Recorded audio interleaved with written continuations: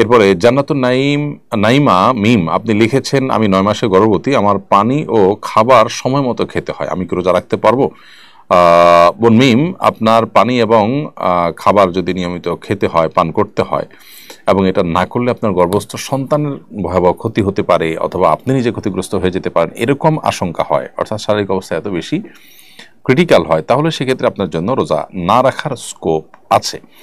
কিন্তু এটা আপনাকে নিশ্চিত হইতে হবে দিনদার এবং অভিজ্ঞ ডাক্তারের মাধ্যমে। যে ডাক্তার দিনদার না, যিনি রোজার গুরুত্ব বুঝেন না, তিনি হয়তো বলবেন যে না এটা আপনাকে করতে হবে।